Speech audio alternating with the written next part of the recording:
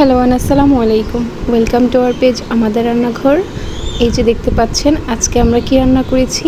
আজকে আমরা রান্না করেছি আমার আম্মুর স্পেশাল মরিচের তরকারি। আসলে চরাঞ্চলে এটাকে মরিচের তরকারি বলে থাকে, আর এটা সেখানে খুবই বিখ্যাত। চলুন আমরা কীভাবে রান্না করে দেখি।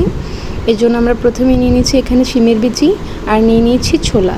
যেহেতু মরিচের তরকারি, এটাতে অনেকগুলো মরিচ ইউজ করা হবে, আর সেগুলো সবগুলি হচ্ছে কাঁচা মরিচ। এর জন্য আমি কাঁচা মরিচ নিয়ে নিয়েছি অনেকগুলো। এবার রান্নার প্রসেসিংয়ে চলে আসি। এখানে আমি যে শিমের বিচি আর ছোলা নিয়েছিলাম সেগুলো শুকনো খোলায় টেলে খোসা ছাড়িয়ে ধুয়ে পরিষ্কার করে গরম পানি দিয়ে বসিয়ে দিয়েছি সিদ্ধ করার জন্য। যখন শিমের বিচিগুলো একটু ফুটে উঠেছে তার মধ্যে দিয়ে দিয়েছি আমি লবণ, দিয়েছি হলুদ, দিয়েছি পেঁয়াজ বাটা, দিয়েছি রসুন বাটা। তার সাথে এখানে আমি দেশি ছোটো আলু খোসা সহ ধুয়ে পরিষ্কার করে কেটে নিয়েছি, এটাও এর মধ্যে একসাথে সিদ্ধ হতে বসিয়ে দেবো। তার সাথে আমরা যে কাঁচামরিচগুলো নিয়েছিলাম সেগুলো আমি শুকনো খোলায় টেলে বেটে নিয়েছি, এবার সেটাও দিয়ে দিচ্ছি। আচ্ছা, এবার এখানে হচ্ছে বাদাম, যেটা মরিচ তরকারির জন্য মেইন ইনগ্রিডিয়েন্ট বললেই চলে। এখানে আমি বাদাম পানিতে ভিজিয়ে রেখে বেটে তারপর দিয়ে দিচ্ছি এখানে। এবার সমস্ত কিছু আমরা মৃদু আঁচে রান্না করে নেব অনেকক্ষণ যাবৎ।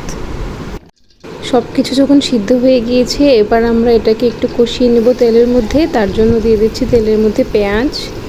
পেঁয়াজটা যখন ভাজা হয়ে যাবে তার মধ্যে দিয়ে দিচ্ছি আমি রসুন। এখানে দিয়ে দিচ্ছি আমি হলুদ আর ধনিয়া গুঁড়া। এবার দিয়ে দেব আমাদের বাদাম, শিমের বিচি, আলু সব কিছু একসাথে সিদ্ধ করে রাখা এই মিশ্রণটা আমরা দিয়ে দিচ্ছি তেলের মধ্যে। এবার সব কিছু আমরা ভালো করে একসাথে করে কষিয়ে নেব। কষিয়ে তারপর আমরা চুলার মধ্যে এটাকে মৃদু আঁচে অনেকক্ষণ রান্না করে নেব। এই পর্যায়ে কিন্তু আমাদের রান্নাটা প্রায় কমপ্লিট। এবার আমরা দিয়ে দেবো লাস্ট মোমেন্টে ধনিয়া পাতা।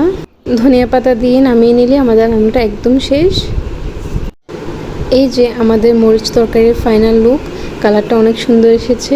আর সবাই বাসায় অবশ্যই ট্রাই করবেন, জানাবেন কেমন লাগে আপনাদের কাছে। সবাইকে আসসালামু আলাইকুম।